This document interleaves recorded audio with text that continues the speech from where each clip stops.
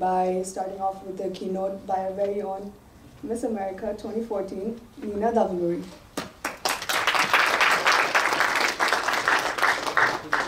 Good morning. Thank you for waking up bright and early and sharing your Saturday with me. I'm so excited to be here. So to kick things off, I just wanted to first and foremost say, more than me just talking to you, I really want this to be an interactive conversation. So of course I'm going to give you sort of my background and my journey to date, but please have some questions in mind because I would love to have a nice little discussion together after this. So as introduced, I served as Miss America 2014. It feels like a lifetime ago. I will say that. It's been an incredible journey, but I do have to touch a little bit about the Miss America organization for a little bit of background. So there's 4 pillars to the organization. The first, and I think most important, is service. So every contestant in the that competes in the Miss America program is required to have a personal platform, a cause that they choose to champion for their year of service. Mine was celebrating diversity through cultural competency, which is what we're going to be talking a lot about today. And I've continued to advocate for that over the past 4 years now. The second pillar is scholarship. Through the organization and through my time competing, I've actually earned a little over, does anyone want to guess maybe how much scholarship money I've earned? I know it's really early on a Saturday, but don't make me do this by myself. 30,000. High, low? Higher? $1 million. I don't think I'd be here if it was $1 million. No, I'm kidding, I would. So a little over $90,000 in scholarship money. With the generous help of my parents, I graduated debt-free from the University of Michigan, and I have about $60,000 left to pursue a graduate degree, should I choose to do that. So it's not only been a wonderful resource to be able to pay for my education, but of course, give me a voice and a platform to advocate for issues that I really care passionately about. The third pillar is style, and the fourth is success, to kind of encompass all of that. So that's just a little bit about the Miss America organization. My journey competing was certainly a little different, and I think people are always curious to know why an avenue that's very unconventional like Miss America. And so, like I said, scholarship was certainly a piece of that. So I started competing for Miss New York. The first year I competed for Miss New York, I placed second runner-up at the time. And I placed second runner-up to a young lady named Mallory. And she went on to compete for the title of Miss America. And when I was watching her compete, she went on to win the title of Miss America representing the state of New York. And I was hysterical in that moment. I remember calling my mom and I said, "Mom, I will never win Miss America now. What are the chances that Miss New York will win 2 years in a row?" It didn't seem very likely. And she said, "Well, Nina, why don't you first focus on winning Miss New York, because you're not even there yet, and then you can think about Miss America."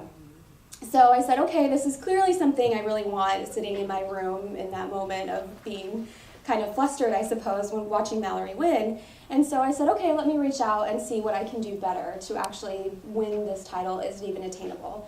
And so when I reached out to kind of the panel of judges, I got a lot of feedback, and it was very mixed in the sense that some people said, "Nina, you're too Indian.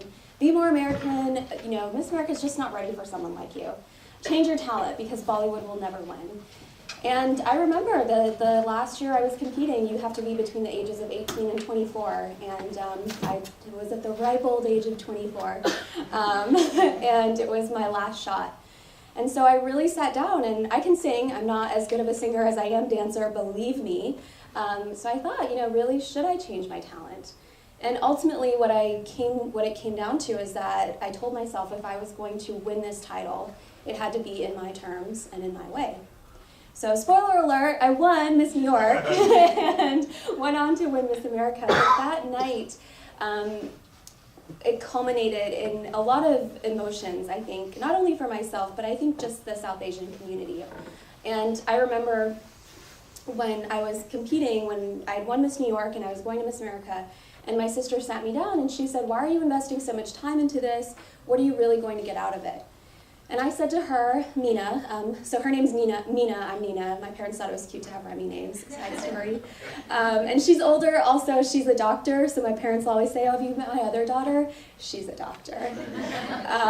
But she's one of my best friends, and when we were having this conversation, she said, what are you really getting out of this? And I said to her, Mina, I sincerely believe that Miss America needs to be someone who's ethnic.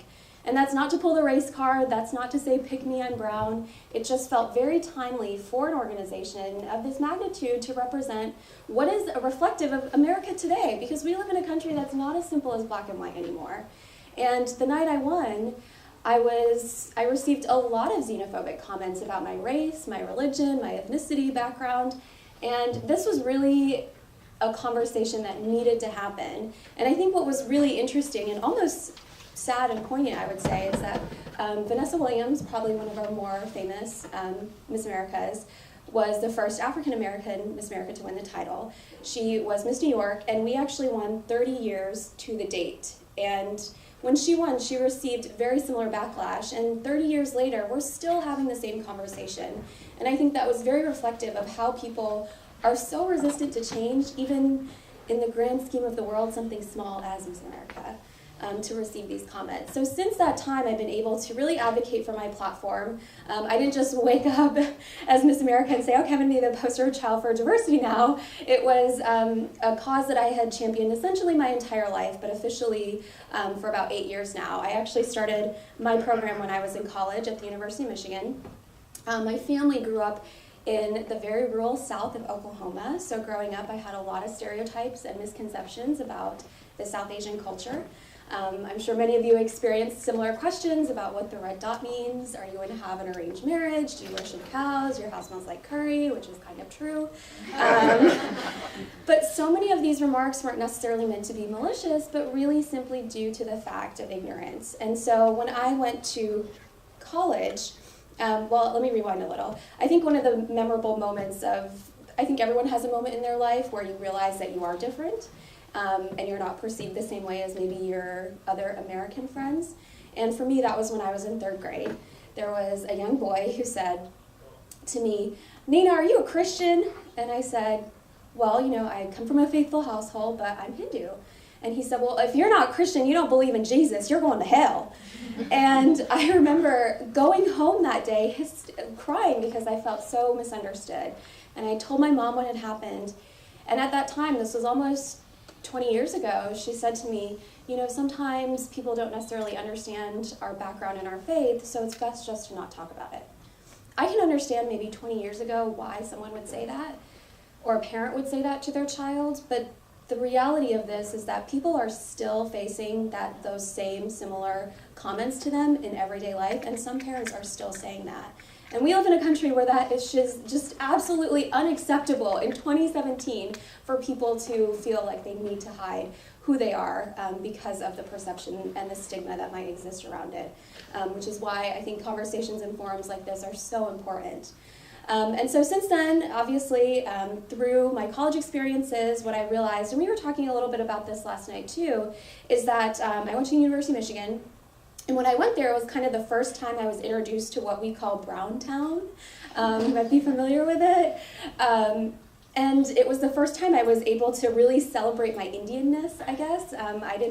There were very few Indian people in my classes growing up. It was really probably 4 of us in my high school, and one of them being my sister. So when I went, it was really kind of this new sort of discovery for myself also.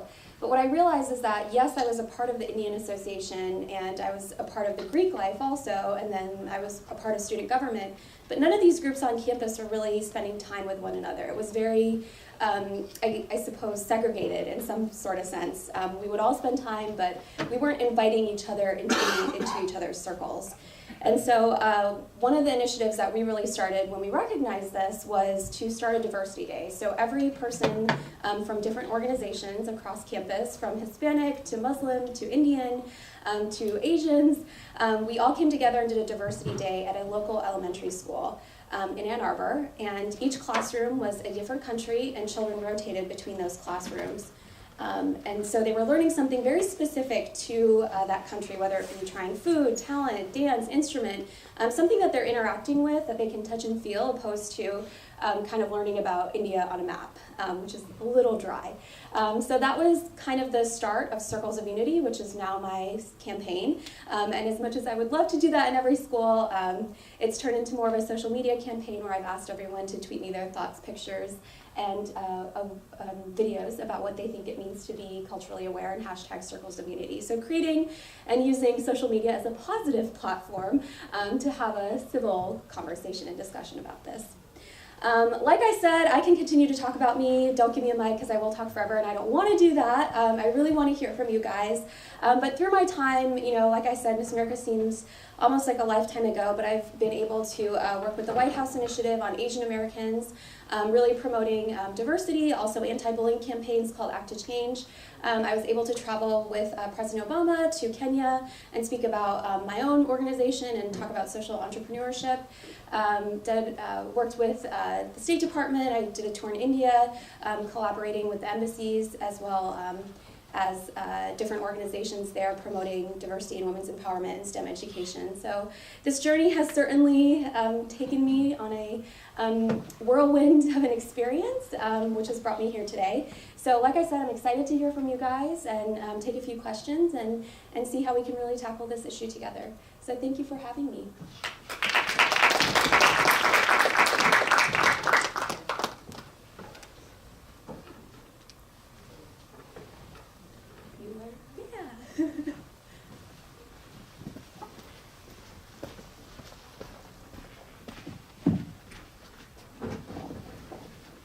So congratulations, Nina. I think it's, you make us proud. Oh, thank you.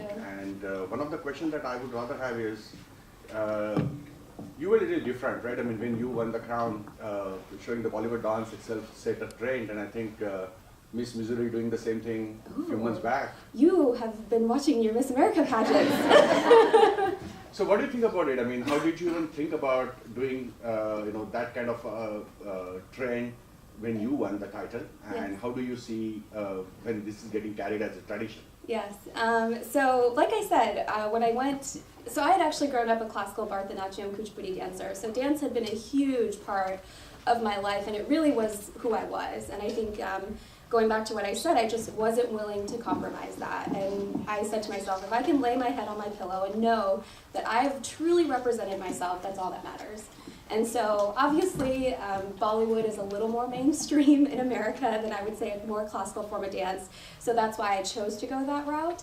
And it was, for me, I will always say that was my winning moment. That felt like the crowning moment. And I remember on stage I had tears in my eyes after I had finished performing, because that was it just opened the door for all those young little Indian girls watching, I knew I was watching almost 10 years ago, and for them to finally say, this year Miss America looks like me, or I don't have to have what people might think is a normal talent to be able to be in this role, which is true.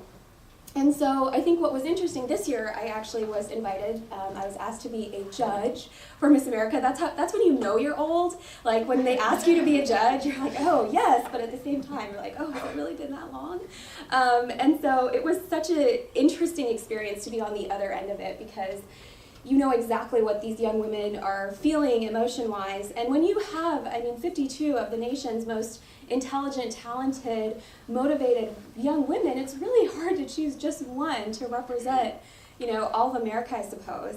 But this year, Miss Missouri, who was African-American, she actually performed a Bollywood dance. And she had a fantastic interview, and I remember thinking, I was so excited to watch this, but at the same time, I was probably the only one on the judges panel who could actually critique it properly. And so for me, just watching her perform, someone who wasn't even our cultural background, but just had this love for learning about different cultures and sharing that, was just such a wonderful moment that, even her too, that she connected with this on some level and felt confident in herself to be able to share this, her own talent, and make it her own with the world. So I thought that was really special. I hope one day we will see Bharatanatyam on the Miss America stage, but I'm okay with Bollywood for now. Thank you.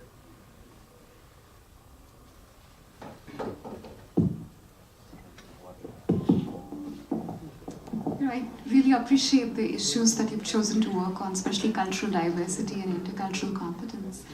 But given the current political climate, do you find it harder? I bet you do.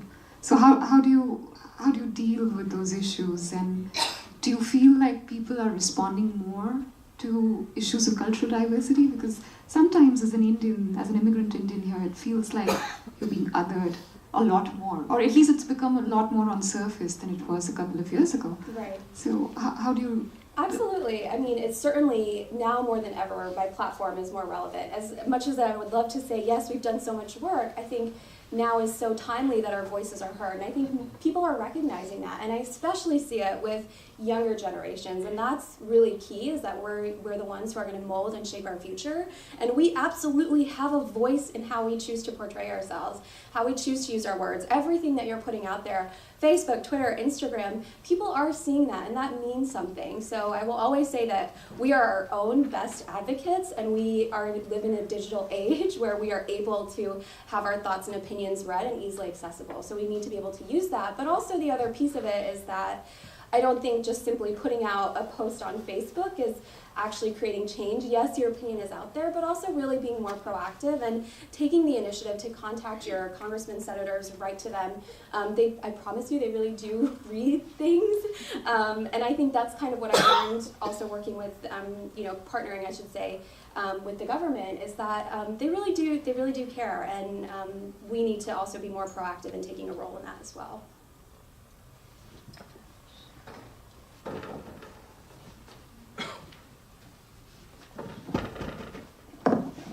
Hi Nina. I just have a question that what would Nina that you have become today say to the Nina that received a lot of negative comments when you won?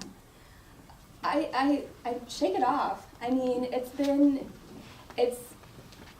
I wasn't surprised by those comments, I will say, which is unfortunate. But I think it just really shed a light on how much this conversation is really needed. And even, again, like I said, more so now. So yes, sometimes I think when you're younger, it's more difficult to shake off.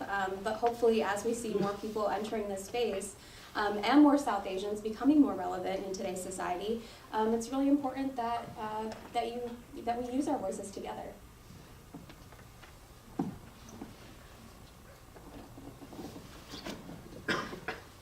So with your platform of and looking at diversity, I think a question that comes up, especially for younger people, is where does the line go from inclusive and diversity to cultural appropriation? And I was hoping you could help clarify how you see it and how you would help younger people to address it or be part of the conversation. Mm-hmm. Absolutely, and I think there certainly is a line, and we also have to educate ourselves. But at the same time, I don't think we're all experts on every single culture, so it's important to ask questions. And in order to ask questions, you also have to welcome questions as well. I don't expect everyone to be, know everything about India or my culture or background. And if I can't address what the red dot means and have an open conversation with them, I can't expect them to understand either. So I think it's a two-way street where we have to be open with our friends and our peer groups, and that's really where it starts. Especially I think in college, is to be able to open those conversations. Yes, they might be awkward. Yes, they might be difficult, but it really does start with each one of ourselves being able to.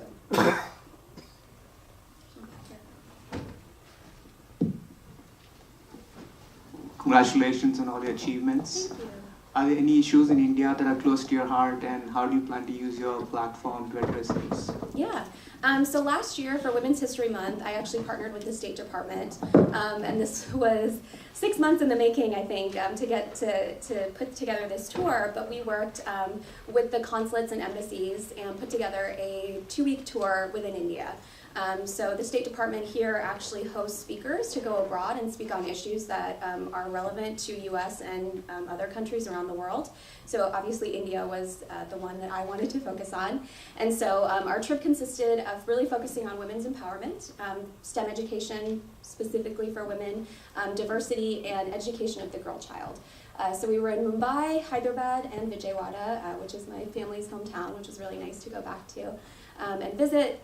So those were the key issues that we put together, and I think I was having this conversation with someone yesterday, and although it was really wonderful to have this platform and this voice, I think kind of reflecting back from this is that ultimately I was probably reaching maybe 0.25, probably 0.025 of the percent of India's population, and the people who really needed to hear this message about education, specifically education of the girl child. We just weren't reaching those villages and communities in rural areas that we needed to get to.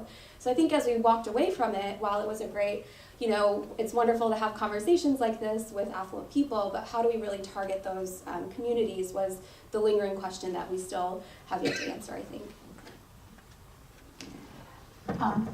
So you mentioned advocacy, but do you typically get invited to speak to South Asian events, or is, because, people here are perhaps familiar with what they face or what diversity should be.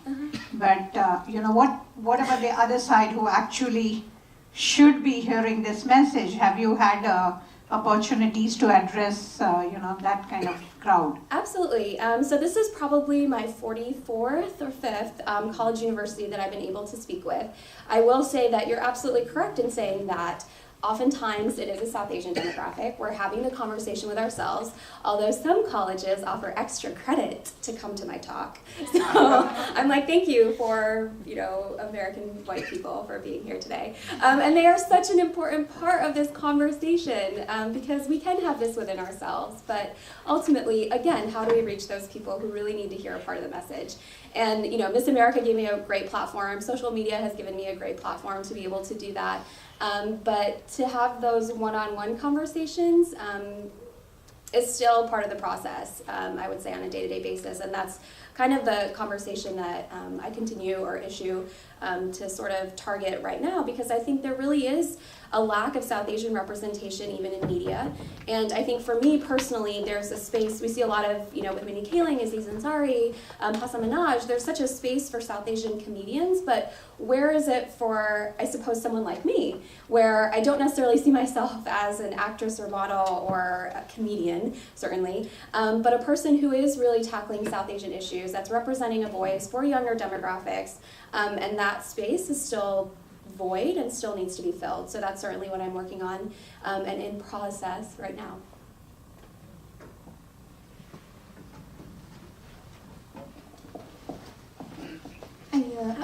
Thanks for representing us. You talked about how to deal with ignorance towards like South Asian or Indian cultures in general, but then how do you suggest we deal with blatant racism? It's hard, and I remember that there was a talk I was giving in a middle school in the South when, it was a year after I was Miss America actually, it was in Alabama, and I'd already given up my title, and I was working with a group of underprivileged young women. And I remember as I was walking down, there was a young girl who said, she was probably maybe 7th, 8th grade, she said, "Don't you have to be white to be Miss America?" And I was like, well, I can hear you, I'm not, you're like 5 feet away from me. And so I remember thinking in my mind, how do I reach that person here? Because I'm sure if she's thinking that, there's many, many others thinking the same thing. And so by the end of it, I think what you really have to do is share your experiences. It's very difficult to be vulnerable, and that's a difficult place, but it's also a very powerful place. And so to help the other person see what you're experiencing on a daily basis, I think is the best way to connect, to have them maybe think about things from your perspective. And a lot of people sometimes I think might have a difficult time with that, but it does start with each individual. We all have a story, and I think we need to share that.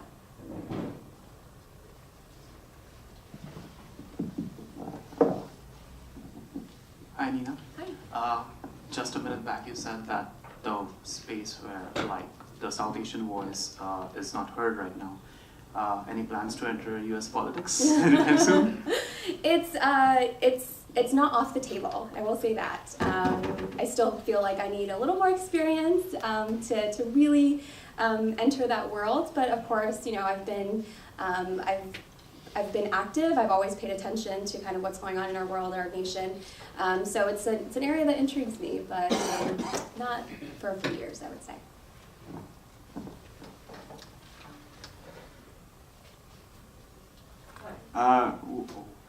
Were there ever points in time where you felt as though you were sort of tokenized for your South Asianness? Oh my goodness. Yes, all the time. And I think I was having this conversation with one of my mentors, and she had said, and it really made me think, she said, there's people who are Indian and successful, and there's successful people who happen to be Indian, and you want to be the latter. And I remember kind of thinking, at what point do you use your identity and your heritage and background, and at what point do you balance, I suppose, leading with, I'm Indian and saying that, or kind of taking a step back from it too. And that's something, it's a constant balance, I think, of assimilation. But absolutely, even when I won Miss America, I felt like I was just the token brown girl. And it was incredibly daunting, actually, to feel like you have to represent the entire South Asian voice, because that's just not possible for one person. So I've certainly felt that. So I want more people to be able to enter this space so we can have more voices represented and heard. Hi, Nina. Hi. Oh, yes, hi. Yeah, congratulations, and you are really making us proud. Thank you. Once again. Okay, so my question is, it will sound simple, but it has many aspects. So let me ask this, make it very simple. What is the biggest difference between an Indian with Miss India title versus an Indian with Miss America title? Well, I can't say I know this for sure, but in my experience, what I've seen, I suppose, is I think Miss India is really targeted towards maybe entering Bollywood or wanting to be more of an actress model. Miss America is very much a scholarship service program, and I would say Miss USA is geared towards the acting modeling industry, and they're two separate organizations. Miss USA used to be the one that Donald Trump owned, which is now sold to WME, I think. So I've never worked with Donald Trump, just disclaimer. But a lot of people get the two organizations even here confused about what Miss America is. Miss America also has a talent portion of competition, whereas Miss USA doesn't. But reflecting on, and Miss USA is the one that goes on to compete for Miss Universe. So once you win Miss America, you're done, you don't go anywhere else. And I think the hardest part that I found for myself is that every single South Asian event that I was doing, there was always that older uncle that said, so when are we going to see you in Bollywood? And I was like, a quarter to never, is what I wanted to say. But obviously I said, well, I gave him my spiel. So I think that was really hard, even for myself, is that to be viewed as almost just kind of seen as a model and a pretty face, and we have this conversation of, oh, you either can be smart or pretty, you can't be both, which is absolutely false, and it's incredibly frustrating to be viewed that way within, especially with South Asians, because I think maybe that perception of Miss India is kind of a track to Bollywood, which wasn't the route that I wanted to take. Thank you. Hi. I asked this question as an immigrant mom. So you seem to be very comfortable in your Indianness, right, if there is such a word. I don't think this is true for all children, especially I think girls do have this, I'm not like the other girls in my class. Mm-hmm. Were you always so comfortable, or is this something that happens in high school, college? Yeah, so I will say, middle school is just the worst time in everyone's life, no matter what. But I wasn't always comfortable. I was very embarrassed of my background and my heritage. I didn't want to have people come over to my house. And also it was really hard being able to articulate to my parents what I was experiencing, because they didn't necessarily understand themselves going to school here. And so there was a lot of push and pull conversations. And I think it really wasn't until high school where, like I said, dance was a huge part of my life, and every year our school had a variety show, talent show. And my sister and I decided that we were going to do a Bollywood dance together. And that was kind of a moment where it was nice that I had someone to be able to do it with. But once we performed it, I was really surprised at how responsive my friends and peers were. They were so curious about the costumes, what it meant. They were very intrigued by it, whereas I always felt that it was a part of me that I needed to hide. And I really didn't. So I think everyone has, again, one of those moments or shifts where you stop caring and you're just going to be yourself. But of course, that comes with time, comes with encouragement. It comes with also seeing more people like them who are out there, and I think that's changing.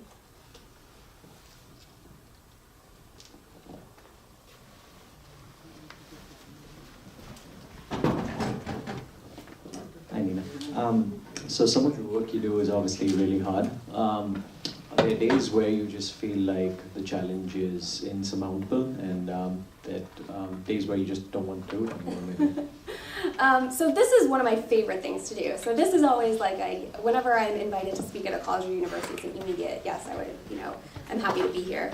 I think what's been difficult afterwards is, again, finding a voice and finding this balance of, I suppose, being Indian and American. And actually, the project I just finished working on was with Zee TV. I'm sure some of you have heard of it. So Zee TV actually approached me a year and a half ago, and they really wanted to create new content for our generation, for young South Asian millennials, because essentially at this point, specifically in America, in North America, I should say, because I think at this point they somewhat have a dying market, since I would say the people who really subscribe to it are probably my parents or grandparents' generation. That friend group really doesn't watch Zee TV. And so they were creating new content and really wanted to rebrand their network, and so they reached out, and we put together, essentially, after many conversations, what was a reality show called Made in America. And from the beginning, I will say, we were very clear that we wanted to create something that was empowering for young women and to be able to showcase their journeys with what they're struggling with. Just because of so many conversations I had had, there's this constant push and pull between our cultures. And so we created a show. It's with 6 young South Asians sort of entering a new space, and we followed their journeys for 10 weeks. So that just finished, wrapping up, I suppose. And the experience was, of course, wonderful, but I think the issue is, again, it leads back to, I think, in terms of my own struggle, is that I do think there's a space in entertainment for our voices to be heard, but no one's really clearly doing it yet. And so to also have to kind of navigate new territory, uncharted territory, yes, it's exciting, but it's also, you get a lot of no's in the industry. I mean, people still, I'll talk to, different networks and producers and agencies, and we're in agreement where we need to create new, meaningful content that we're putting out there for people to connect with, but no one is doing it very well yet. So I think that's been the hardest challenge, is navigating this world and creating something new in this space for all of us that I think we'll connect with. Okay, we have one last question for the slot. So you were talking just a little about South Asian representation in media.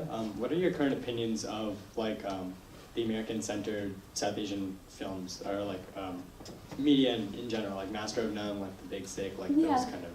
I think there's moments in all of them where we're like, oh my goodness, this is so true. And I think for me, yes, there also has to be this entertainment value, and of course there's stereotypes. But the fact that these are happening, I think, is really wonderful.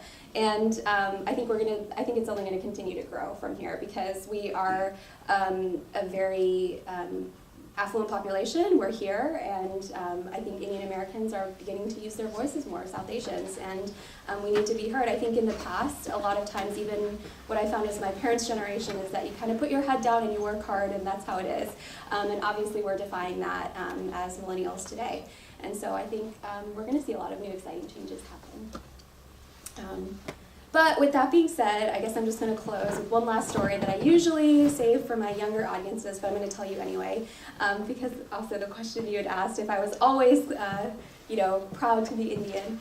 And when I was in 5th grade, there was a young boy who said, "Oh my goodness, Nina Davuluri has a bigger mustache than my dad." And it was kind of true at the time, but it didn't mean it was any less hurtful.